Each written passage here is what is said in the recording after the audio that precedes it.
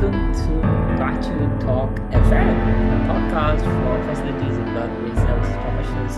My name is Bhaskar Sundaram, and I'll be sitting down with the facilities leaders across the globe to share their stories, discuss their career, and learn how to make an impact in the industry.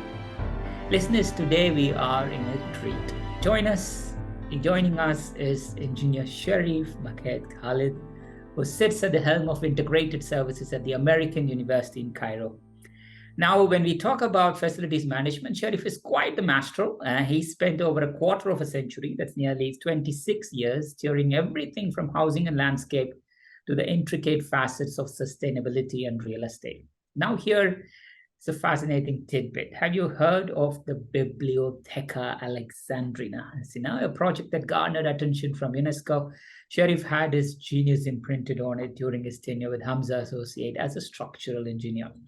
His academic prowess is nothing short of impressive. He was an MBA from AUC, dwelled deep into engineering with a Master of Science, and began his academic journey with bachelor's in civil engineering, both from renowned Cairo University.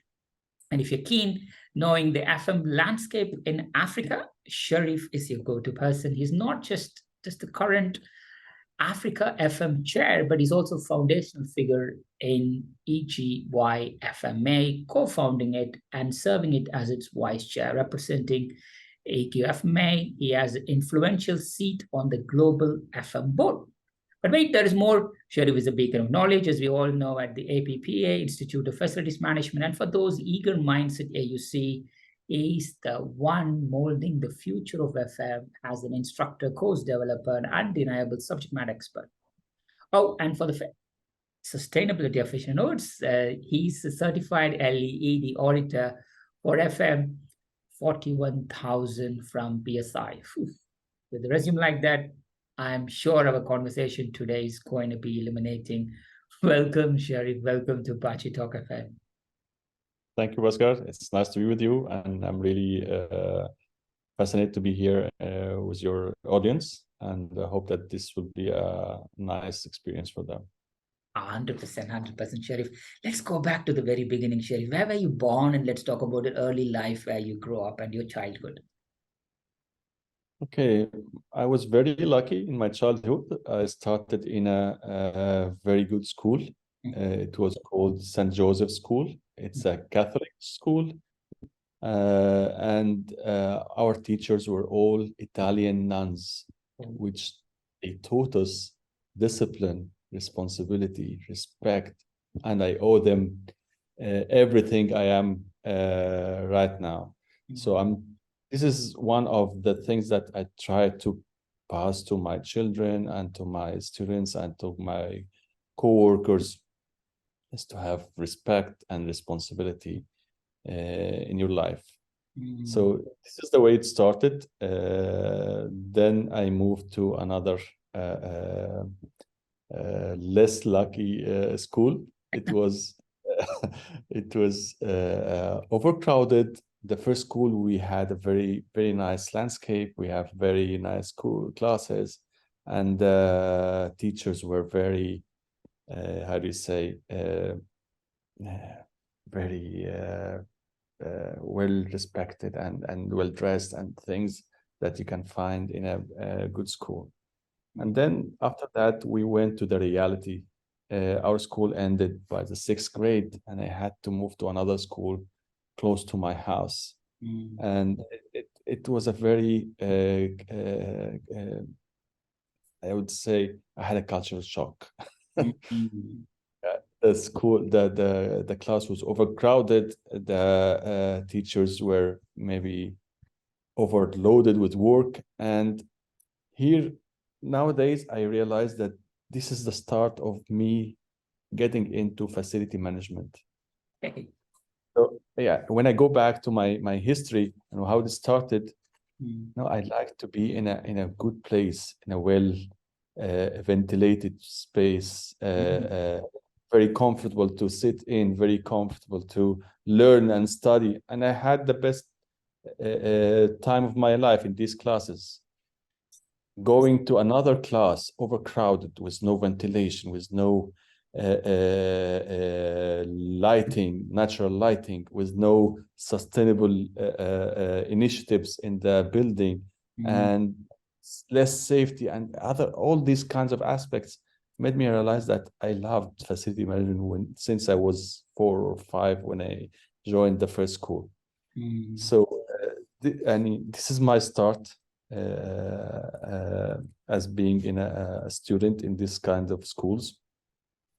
Getting more into facility management, and indoor air quality is one of the most important things, and environmental indoor quality as well, which is lighting, air, and HVAC. We didn't have HVAC back then, but it was well ventilated. So this is how it started me. Got it. I mean, like, I'm glad looking back now, you're not just able to reflect on the cultural shift from going from year 6 to year 7 in a new environment, but also the facilities impact of how the buildings and its structure affected you. Was that the reason you ended up going to Cairo University studying civil and structural engineering? Talk us through your higher education as well, and what prompted you to pick up those two as you By were. the way, both schools I had my best friends till now. So this doesn't have to be with the schoolmates, but Yeah, the structure or the facility. I'm talking about the facility itself. correct. People didn't take care of this, but this is why I took a very good decision to leave the second school quickly and make a certificate. It's an English certificate called GCE, General Certificate of Education. And I was fascinated by my grandfather. He was one of my idols. He's a civil engineer. So I said, okay, my whole family are engineers. So, but civil engineering is my passion. So I said, okay, I'll go to GCE, I'll finish it quickly, and pursue engineering, and especially civil engineering. So this is how and Cairo University was very close to my place, and I made it as a dream, and one of the dreams that thank God it came through quickly. So this is how I joined engineering. Since I was a kid, he loved engineering. He taught me how he does things in the office, and how he made things and projects and so on. And I loved it since I was, as far as I remember, 5 or 6 years old. So you finished your civil engineering in Cairo University, and did you went on to do your MBA immediately, or did you took some time off? You started work and then you pursued your management degree. No, I went directly after I finished in the civil engineering education. I went to the army for 1 year. Okay. And during this year, or just after I finished it, I started my Master's of Science. I didn't go to MBA. I didn't know what is the meaning of MBA at that time. Okay. This is one of the problems in our teaching, that if you go to engineering, you only study engineering. You don't know anything about the rest of the world. But sometimes it's good because you concentrate, but most of the time you forget about everything. So my wish or my dream was to pursue the structural design engineering and continue in this career. And then I started my Master of Science in structural engineering as well. It took me about 5 years to finish it. Between the lab, between the thesis, and between the courses. And I didn't have any other desire, no facility management, no maintenance, nothing else, only engineering. And at that time, as you said at the beginning, I had the opportunity to be working with Hamza Associates. Hamza is one of the biggest design consultants in Egypt for foundations. Especially, he's a foundation doctor. and he won the project of Bibliotheca Alexandrina. I took part of other projects, but the Bibliotheca Alexandrina was the best project I can imagine, and I was part of it, thank God. And it was in the one of the hardest parts, which is the foundation of the Bibliotheca.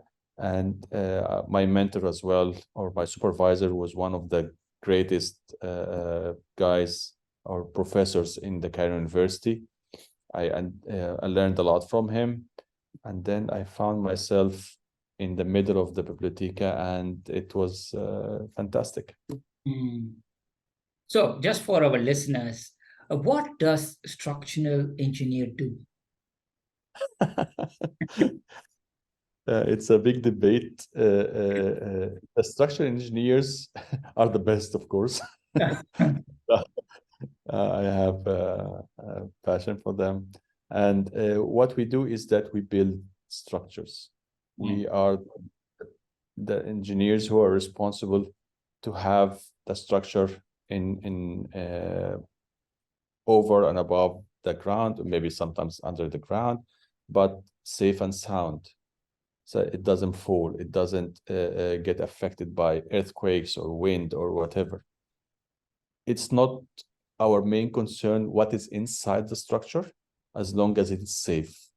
That's why we usually structural engineers have fights with architects, because architects look at the aesthetics of the structure. We look at the safety of the structure itself, that it can go on like the pyramids, go on for ages and thousands of years. This is our main concern. Got it. But why does the latest or the new buildings doesn't last as long as the pyramids? I mean, like, what is it that our founding fathers did that we are not doing today? Maybe these days they depend more on the mass production. I don't know, but I left structural engineering after the Bibliotheca, but it's not going in a good way. And sometimes people look at the mass production and they want to finish it quickly, and they don't take care of safety, they don't take care of the security, they don't take care of the aesthetics or the looks of the building. We have to be looking at all these aspects at the same time, not just quickly finish and that's it. So I think this would be the main thing. Totally. So obviously, Bibliotheca Alexandrina is one of the greatest marvels the world has seen. But how was it? How was it? I think explain. As a graduate, you're finishing up in Cairo, or you're still studying in Cairo, or you're just coming out working with Hamza Associates on this. How was the early experience? The experience was very nice. We had an architect from Norway, a design office called Snohetta. They were staying with us in the same building, and it was lovely to be part of this old, I would call it a monument on one of the seven wonders of the world.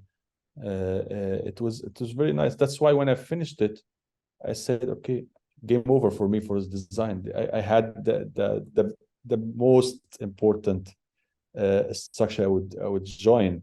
I don't think that if I go to design a villa or a residential building would be of interest for me anymore. But the experience was, because it was a multinational group, and it was part of the UNESCO heritage. So it was, in all aspects, it was very nice experience. I still have drawings with my name on it from the Bibliotheca for the ground floors or the basements, and how it was very hard for us to overcome the groundwater table coming from the sea, and we had to make it a tight-proof and waterproof building, and it was fascinating. Totally. So you finished your structural engineering, and then did you went on to FM immediately, or what was the calling in FM, or did you do an MBA? I would say I went into FM like all my colleagues in that era. We all went into FM by coincidence. Yeah, We didn't know that this is FM. correct. I was in let's say it, a wedding party, and one of our friends told me, Sharif, there's a vacancy in the American University. Just yesterday it was vacant. Would you like to join us? Okay, I said, okay. What was it about? He said it's called the housing officer or engineer, and they do housing for expats who come to teach. I said, okay, let's go. And I was not fed up, but I had completed my journey with design. It was a passion, but I think I made it all. I completed the dream there. So I said, okay. And I joined the AUC since 1996. Wow. So now I'm there. It's 27 years now. I didn't realize this was FM until 2010. Oh, wow. Said, yeah, this is what I'm doing every day. Yeah, it's called FM. I thought it was called the engineering department or the maintenance group or whatever. Whenever they ask me, what are you doing there?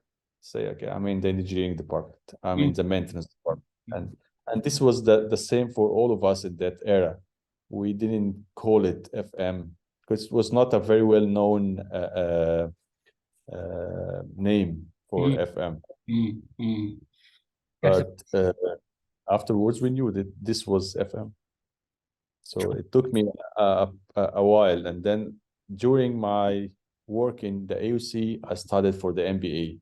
And this was a complete change in my mindset.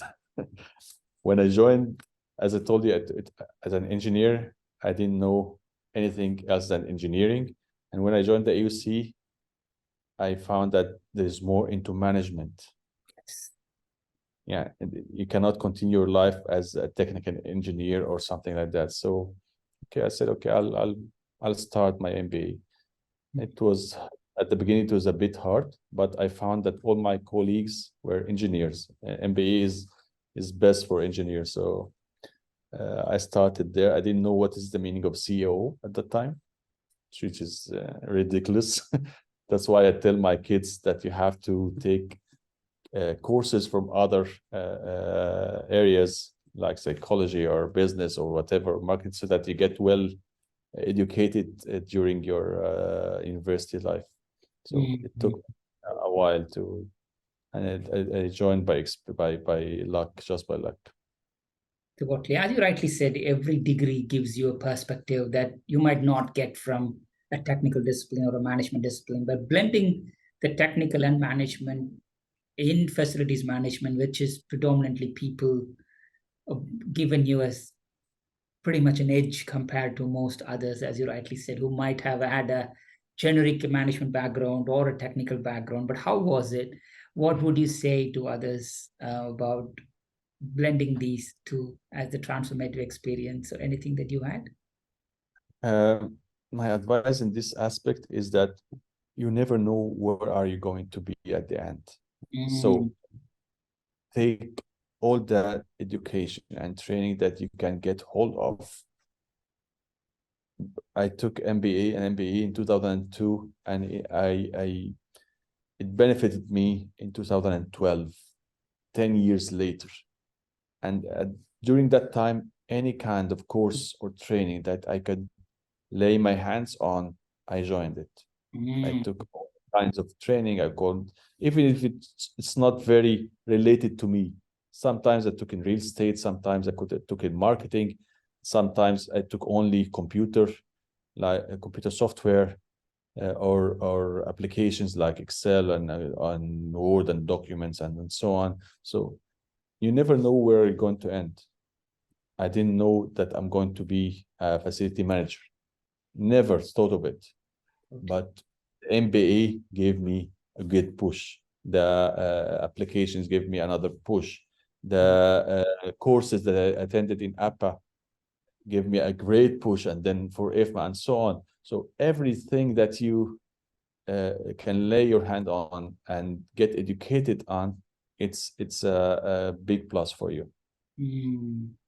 Totally. Thanks for sharing that, Sherif. So learning is important, but you are also an instructor and a course developer at AUC. Talk us about that journey from being a student, being very curious, learning disciplines, to moving into creating something. I never thought myself to be teaching at all. I hate teaching. I thought I hate teaching, Oh. but I never could stand waiting or standing in front of a class and students and telling them my experience and so on. But a chance came to me during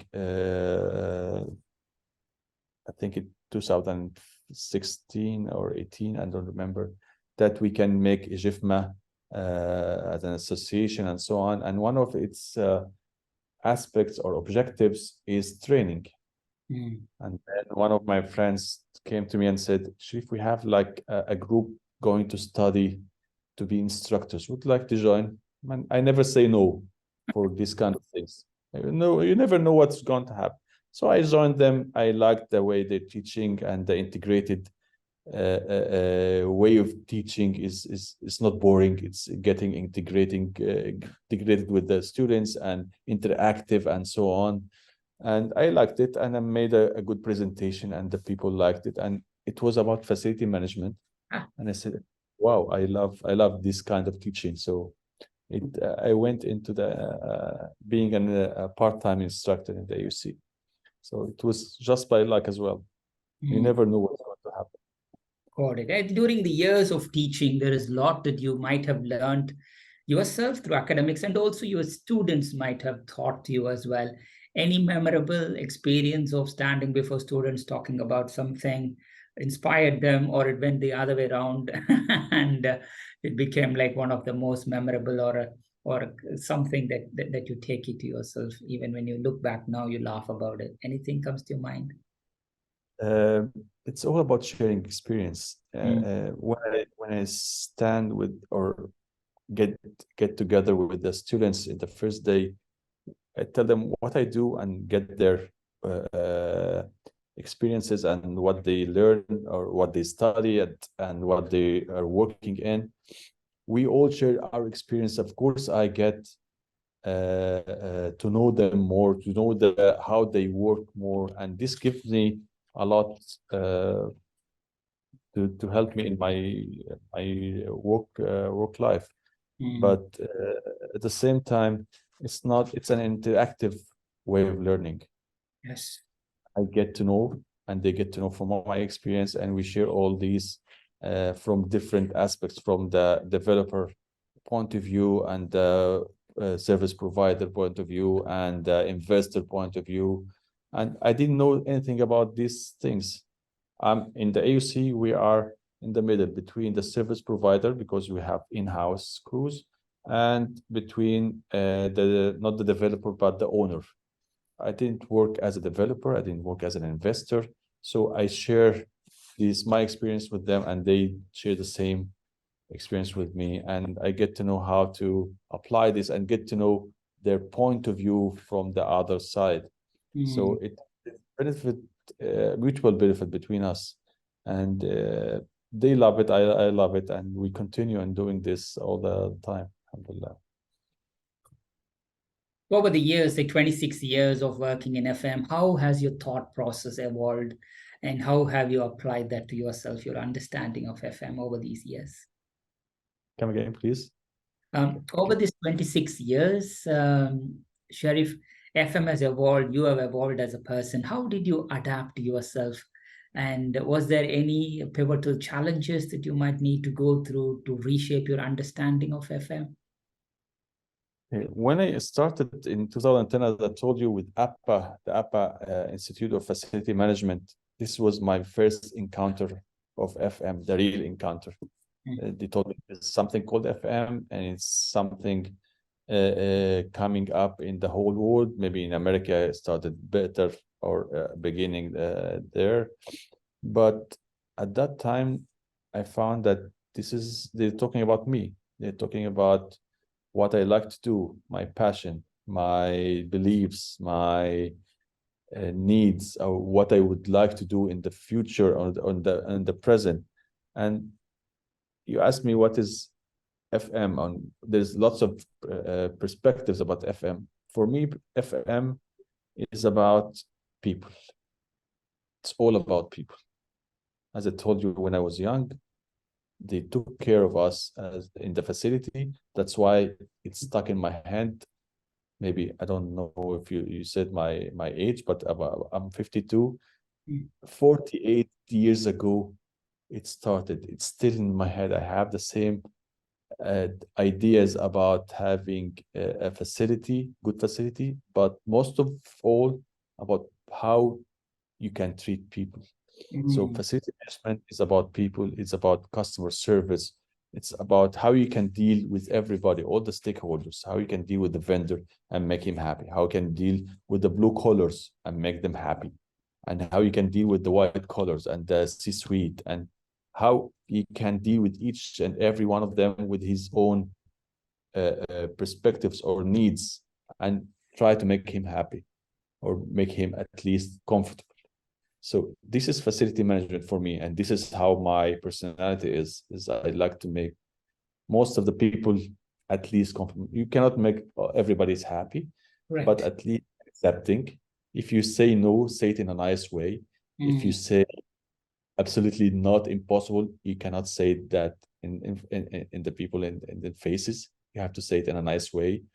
You cannot make exceptions all the time, but you have to be kind. You have to be for people. So this is the facility management that shaped my life for the past years. I think the whole of my life. So this is my beliefs, and this is what I love to do. Totally. Thank you for sharing, Sherif. So at some point, you're understanding, okay, FM is a professional role or a function of an organization. Then you came across IFMA and related institution. Talk us through your association with IFMA, and also you co-founded the EGY FMA. Talk us through about that and how and the different initiatives that you were part of.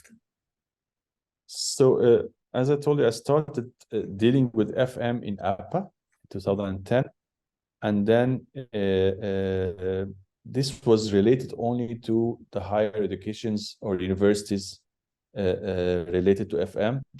So in 2012, one of my colleagues told me, there's an association called IFMA. Why don't you go there and get some development? He was my boss at that time. And I said, okay, why not? And then I went to the SFP. Sustainability was not that known at that time in Egypt, and it was hardly known by anybody. But we had like a committee in the AUC looking for sustainable initiatives. We didn't call it sustainability; it was unknown, but we call it the energy conservation committee. And I went there and I studied there, and I said, this is all the things that we are doing in the committee. We are looking for energy savings and optimization and transportation and air quality and landscape optimization and so on, so on. So it was all what we are doing, but we didn't have the right curriculum. It was just haphazard somehow. So the SFP made me in the right track. IFMA, I always say that IFMA is the first association that made me love facility management. And I'm very passionate about the credentials of the IFMA. I took the SFP and then later the FMP. It's life-changing for me since I started. But then I went on with the lead. I didn't send you this because it's not in my credentials anymore, but I studied for the lead Green Associate. I had to present some recertifying projects, but I failed to do that. I didn't have time, so they took it away from me. And then I went to the FMP also to get to know more about facility management and professionalism and so on. But I think IFMA was the best association, and still the best and the biggest association to do that. So from there, I started, okay, why don't we do the same in Egypt? I tried to search for facility managers in Egypt. I didn't find it easily, but the same guy who I told you about, he told me about the training. He told me about seminars he does every month for in AUC for facility managers and realtors and so on. So I went there once and I found, okay, we have few facility managers in Egypt. Okay, guys, I have a dream. And we found that we all have the same dream. And we pursued it since 2016 for 3 years till IFMA was launched or integrated in 2019. And it was a very long way. It's not easy because people don't know what's this, what association are you talking about, what service are you talking about, and we try to teach and get awareness for everybody about this facility management. And then we slept after it was integrated. We slept for a couple of years. It was hibernated for a few years, and then I got to know couple of friends from IFMA who introduced me to Liz Kentish, and Liz Kentish introduced me to another friend in Botswana, Maria. And Maria and a couple of other friends had the idea of having an association in Africa. So it was going hand in hand. IFMA was there and Africa FM was there. And they told me, okay, why don't you join the task force? We are trying to do the association. I joined it and made the first constitution with them. And then we announced the Africa FM, and they told me, okay, why don't you become the chair? Okay, I love to. So I've been the chair for 2 years now, and we're trying to make it a better association.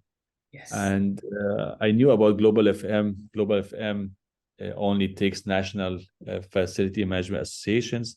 So from IFMA, I became a member in Global FM, and in Africa FM, one of the main objectives is to bring the countries or African countries together and to get them aware of facility management, mainly through conferences. So we started the first conference in Abuja, Nigeria, in 2021. And then the next one was in Cairo. And this is where IFMA and Africa FM united together and made the first conference for facility management here in AUC. It was lovely.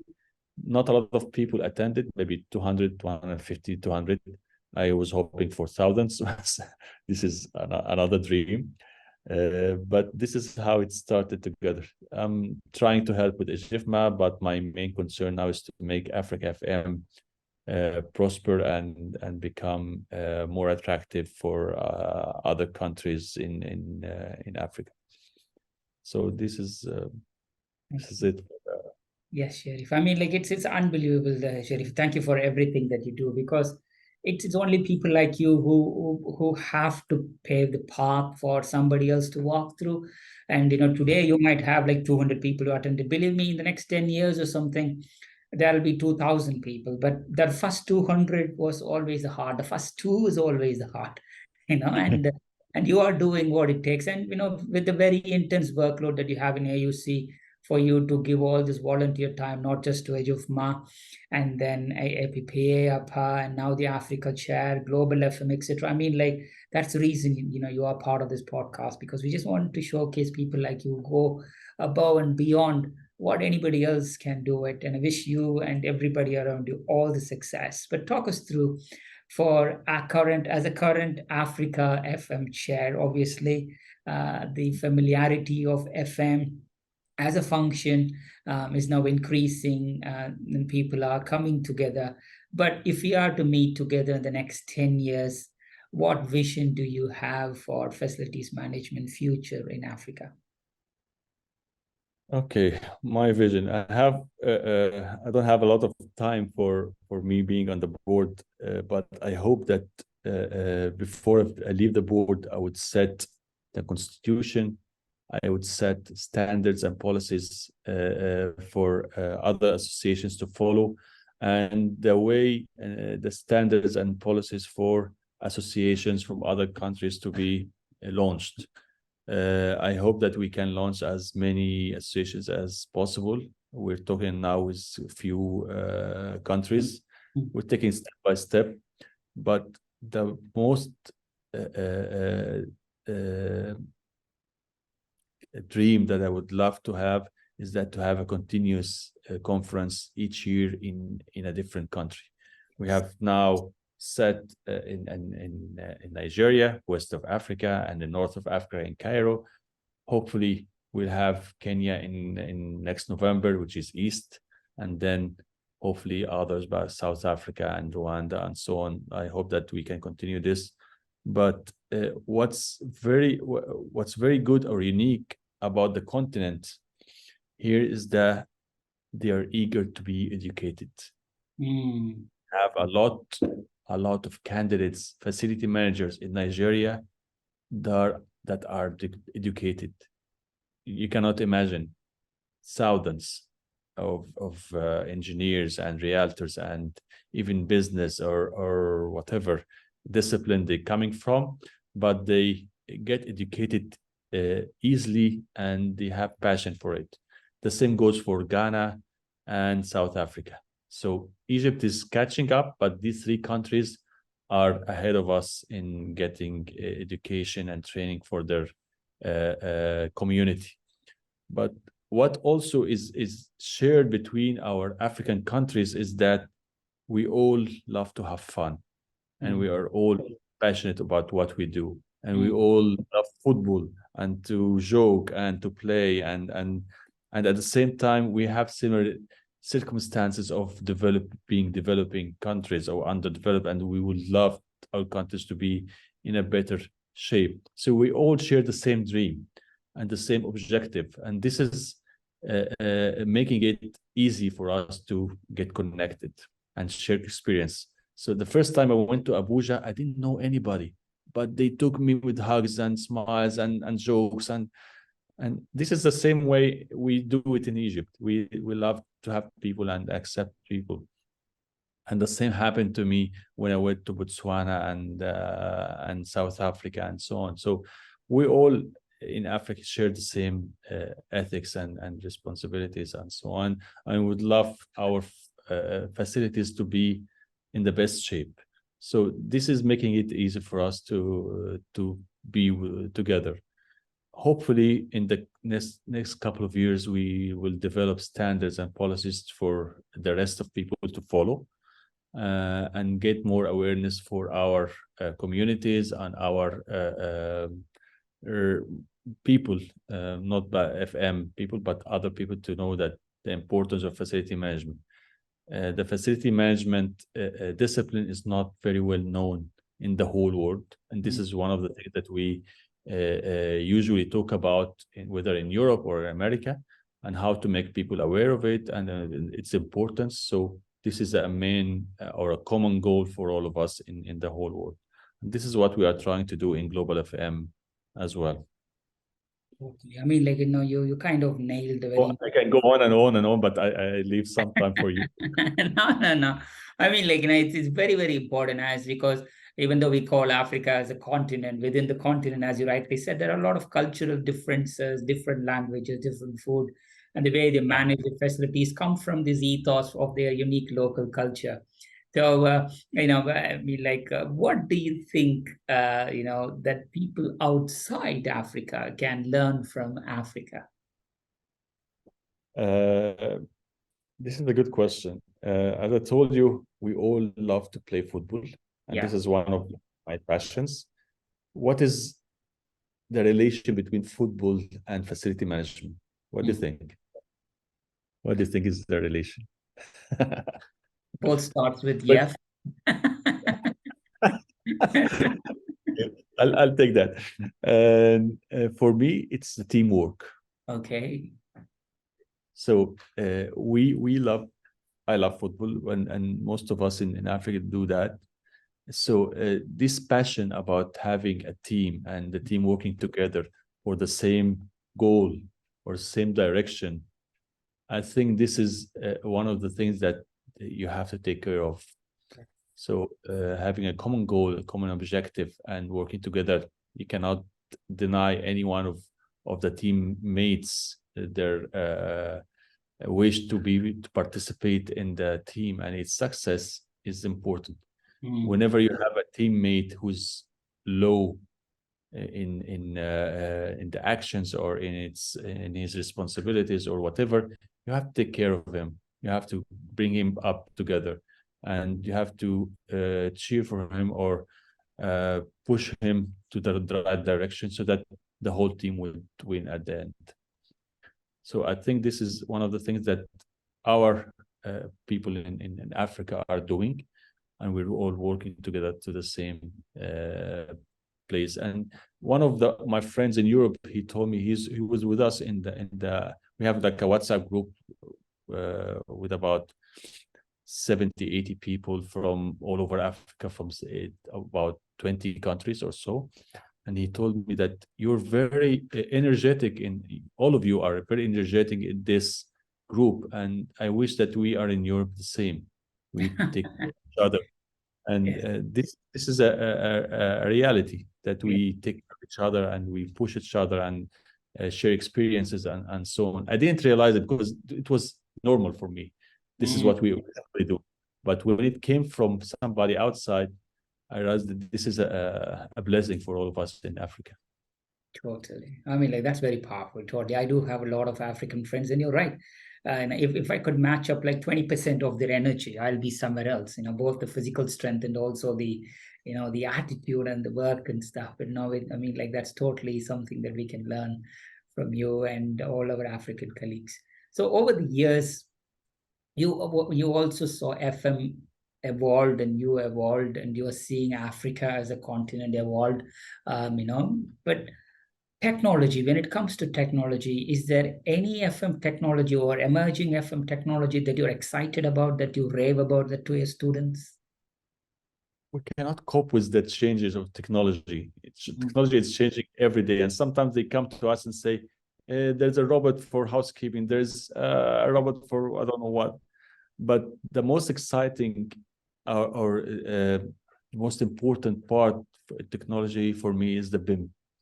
The BIM is the most useful part of technology for us as facility managers, because it relates us or connects us with construction and design, and they hand over the buildings through BIM and sometimes Revit or other applications to the facility managers, and it makes our lives easier, a lot easier. Other things from technology like digital twin, it's nice, but it's not very popular yet. The CMMS is also useful, and the CAFM is also useful, but the BIM collects all of these together and gives us a comprehensive view about facility management, and it makes our lives easier for managing any facility. Well said. Well said. I think we talked a lot about your career, your early life, and then your professional associations, and your thoughts on Africa and its future. But while you don't do any of these things, what does Sherif do? What are your hobbies and interests, Sherif? I said it through our conversation, but I would love to say it again. What energizes me most is to play football. I don't like playing a singular sports like running or swimming. It's nice, but it doesn't give me the passion or the energy that I need to continue. So if I cannot play football, I would love to watch it. So this is my passion. I would love to see how people interact together and get to know how they can reach the same goal and have teamwork going in the same direction. Even the bench, they cheer for their teammates and the coach and so on. So they're all working together, and this is one of my passions and makes me energized all the time. Totally. I think over the years you might have played a lot of football or watched a lot of football, but any specific memory comes to your mind? Oh, that's very memorable. Obviously, you have your favorite clubs, your favorite teams, but what's the one memory of watching a match with friends or family or playing something comes to your mind that you want to share with the listeners? The most memorable part was watching a match with my friends. I think it was in 2017 or late 17 or early 18, and Egypt was playing against not Ghana, but another country. I think it was Congo, and we were going to win 1-0, and then at maybe 3 minutes before the end, they scored the equalizer. Oh. Everybody was crying. Mm. Everybody's crying. So we lost the chance, because if we go to Ghana, Ghana is very powerful, and they're stronger than in Egypt at that time, and then we will lose. We'll not get qualified to the World Cup, which was a tragedy for us. But I saw, Mo Salah. He was the leader at that time, and I saw him on the ground crying like the rest of the population. And then he rose up and he started cheering his friends and teammates. And this is what we did in the cafes and restaurants where we were watching.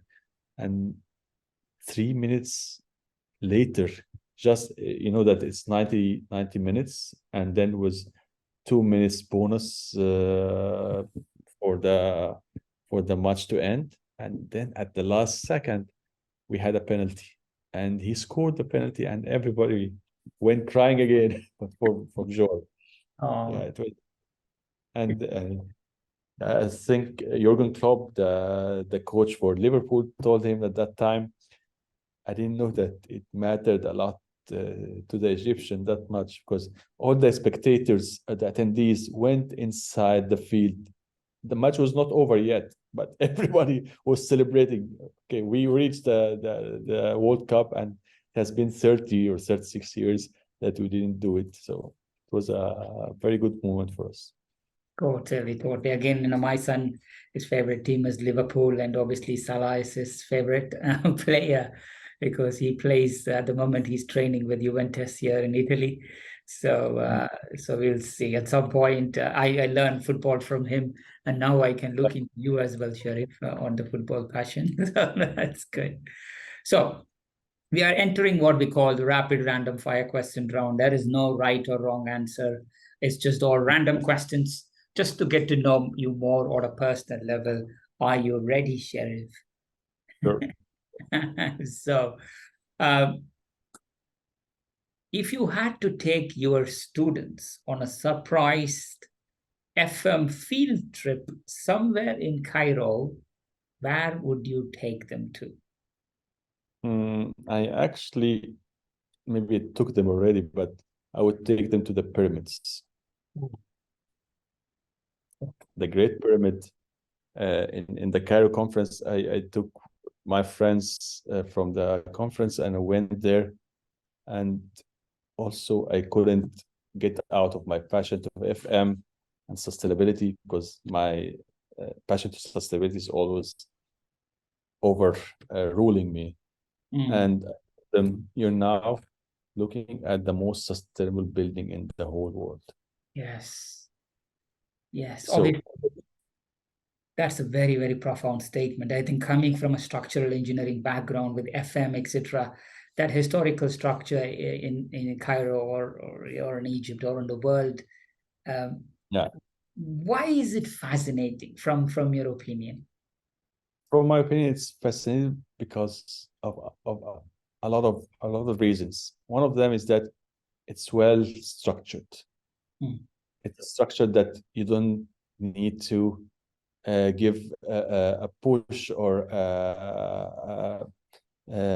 any manifolds or scaffolds or things that can repair it sometime. It's been there for thousands of years without any need for structure repair. So this for me is fascinating as a structural engineer. But going into FM and sustainability, this building has not been in need of any kind of maintenance at all for thousands of years. It is very well structured. It's very well maintained by its own, by itself. The air quality inside is marvelous. It's very well kept, thought of. When you go inside, you don't need to supply air or oxygen. You don't need that.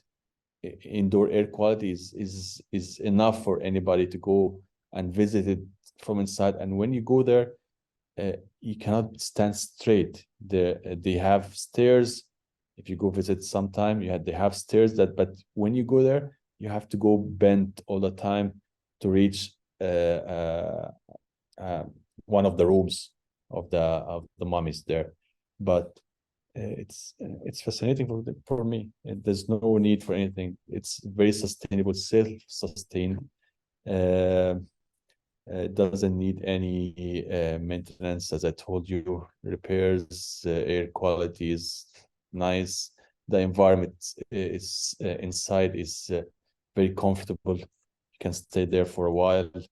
It's not like it's a tomb, but it's not like going into tomb you got suffocated or you feel down or something. No, it's very refreshing, and this is what our facilities should be. You like to go into this facility, you love it, it's very comfortable, safe, and you don't feel in danger in it, and love to spend the time inside it. So this is one of the things that I would love to make a research on it sometime. 100%, 100%. Again, when I do visit Cairo, I will definitely be in touch with you, and we'll go and have a detailed look at the pyramids. And I would love to take it right away. Yeah, so obviously, having born and lived in Cairo for a long time, which is one of the oldest cities, you might have seen a lot. Talk us through, considering Cairo's rich cultural tapestry, is there any local festival or an event that always resonates and gives a deep love with you about the city? Each day and each night is an event in Cairo. You don't need to have a special one. But saying that, during Ramadan, it's one of the best times that comes to our minds. Usually, people eat at the same time and fast at the same time. They celebrate at the same time. We have not monuments, but we have lightings and things, and all the streets and all the buildings and so on. So this is one of the nicest times that you can be in Egypt and Cairo. Oh, wow. And obviously, Cairo has its own hidden gems. But is there any tucked away coffee shop or any other spot where you had some of the most memorable football discussions? Where would you suggest our listeners go there? It's so unique.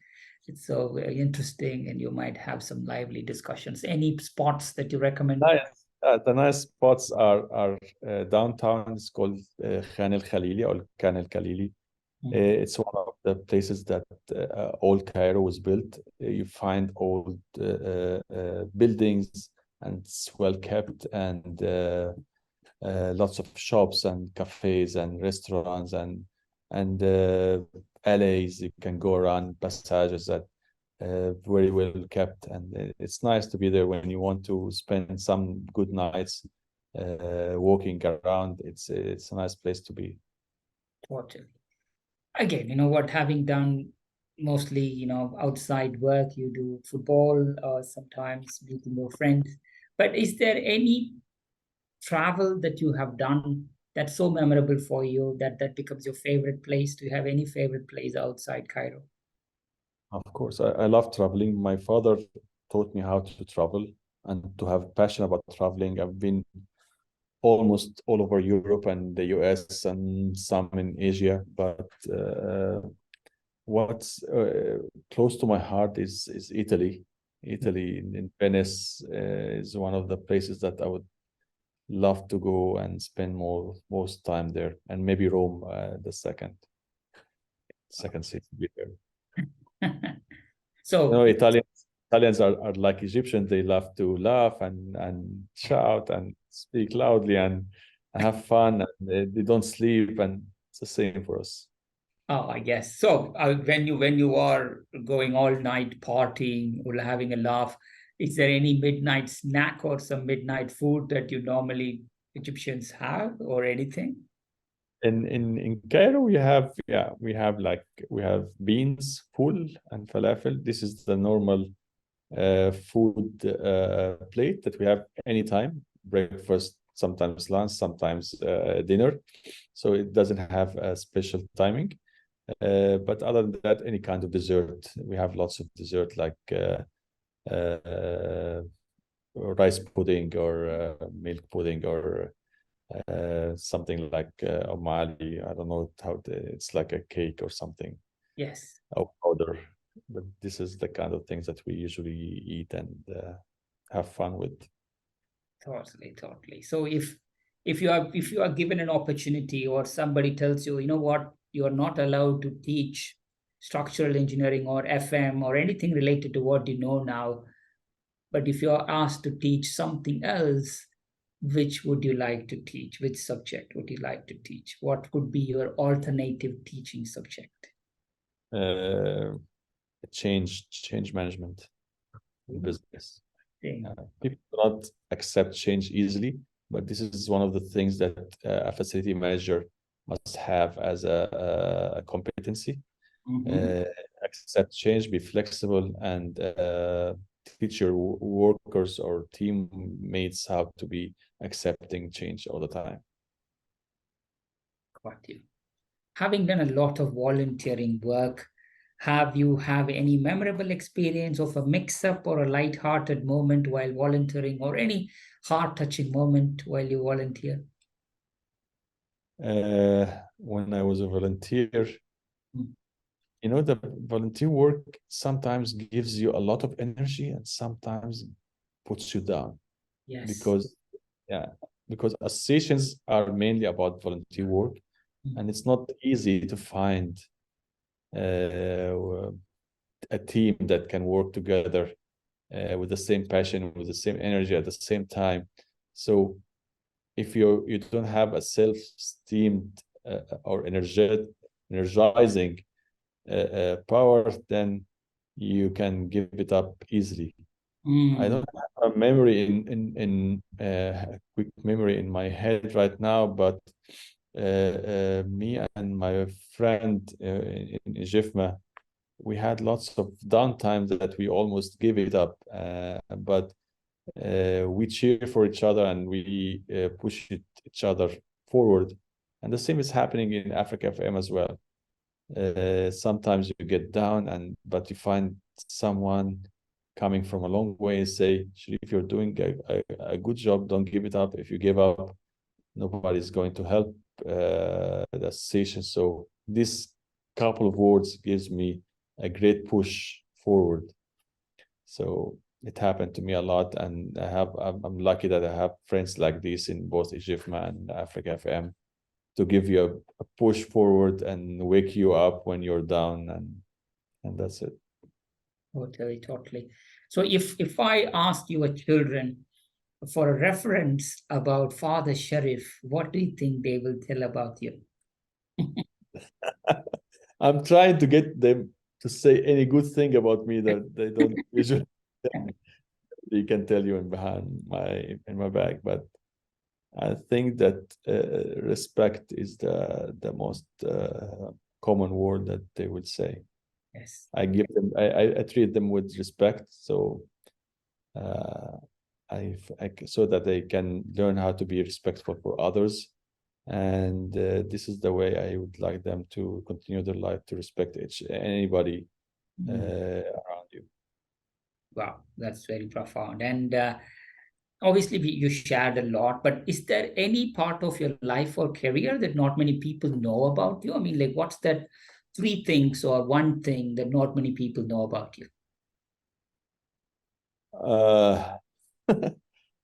Everybody knows everything about me. I love football and chocolate. This is obvious, obvious for everybody. They know about me. But what my real teammates know about me is that I love people to work. I don't have I don't look easily or good at people who do not work or just come to work without doing anything. This makes me irritated a lot and makes me nervous if I find you not working or not even trying to work. Yes. And this is one of my main quarrels with a lot of people, that at least do something. If just try to do anything, just don't sit like that. So if you're working, then I would do anything for you. If you're not and not even trying, then we'll have a problem together. Right. Well said. Well said. That's very profound. So, if you are given a choice, you could be invisible and you could switch lives with anyone from who is living today or in the past, who would you become invisible and switch into for a day? For a day, uh, fun or business. Anything. You can pick up anything. Uh, I would love to be in Brazil, work playing football. That's a good one. Right. Just live their lives with fun and happiness and do whatever they like to do with their football. Right. So I would love to be that era. Yes. Again, when it comes to Brazilian football, obviously you had a lot of icons, but anybody who you look into is like, what my favorite Brazilian footballer? Anybody? Of course, Pele and from Argentina, Maradona and Messi are the best for me. And they're working or playing for the mates. They don't play for Yeah. themselves. So they're idols for me and with my beliefs and my fun part. Brilliant, brilliant. So that's it. Thank you for sharing. I know that's the random rapid fire question done. So let's go back to people or gratitude round. So who are the people who have been the most influential in your life and career, and how did they impact you? I have thought about this for a long time, but I think the influencing people in my life were my father, or still my father. He's taught me a lot how to be responsible and respectful for everybody, big or small, old or woman or man or old or not, anybody in the street or in work or anywhere. And of course, my mother as well, the same. But the next one is my grandfather, because he was a real idol for me in work. He was very disciplined. He loved his work. He worked a lot. When he came home, he would greet us for a while, then continues working. He was very passionate about his work and what he does. And this is how I loved civil engineering and engineering as a whole. Uh, one of my mentors or idols as well was engineer Muhammad Abgawat. He was the chief engineer in AUC when I joined, and he's the one who made me join AUC. He taught me integrity and responsibility and respect to everyone as well. So I think this group of people had shaped my life, and they all shared the same things about being good for people and having a great integrity and sharing responsibility for all what I do, and be responsible for all my actions, whatever it is, and follow my dreams as much as possible. Wow. That's a lot of blessings in your life. And I wish you all the blessings to continue and you get a lot more blessings in your life, Sherif. So, who is the kindest person you know? My mother-in-law. Woo! Ooh, I was expecting Yeah, more. wife, but you made her even more happy by saying mother-in-law, but that's interesting. Why? She is the living meaning of kindness. She's kind to everybody more than you can imagine. So uh, I wish I can be maybe 1% of what she does. Wow, it's the first time I'm hearing this response. Mother-in-law. Normally, it's mother, sister, wife, mother-in-law. Ooh, that's very unique. Thank That's you. a good new one. Yeah. Totally, totally. I'm sure you'll be next time. I'm sure she will be listening to this, or your wife will be listening to this, and they'll be very happy. I have all the respect for my wife, and she's doing a fabulous job to keeping our house in a good shape. Right. But Yeah, if it wasn't that one, I don't think you will be able to volunteer and do all these other things in yeah, life. yeah, that's true. That's true. Your home is safe and people around you are safe. That's it. So that's as I mentioned, let the blessings increase. So, what's the best career advice you have received and from whom? Uh, I don't remember from whom, but it was one of the idols, whether my father or my mentor, and he just tell me, whatever happens, you have to tell the truth. Whatever the consequences are, you have to tell the truth. This is the only thing that will save you. So this is what I'm doing all the time, whatever it is, whatever is going to happen to me. And it saved me all the time. That's a very, very profound. So obviously you are at a stage where you already mentored a lot of people. How can experienced FM colleagues like you be better mentors to the next generation? Um, Joining mentorship programs like a friend of mine in England is doing right now. I tried to be with her several times, Liz Kentich. People need mentors, and they're looking for mentors, but they cannot find them. So having a program like that can be very useful. And I hope she succeeds in it, and it can be all over the world as well. I think this is one of the things, and having training and education also can be part, but not like one-on-one. Having a mentor one-on-one is most beneficial. On the other side, what message do you have for young professionals who are considering a career in FM or who are entering the FM? As you can see, the diversity is increasing. Before it was male only, to now to some women, into more diverse women coming in and people at all race coming in. So what message do you have for these young professionals?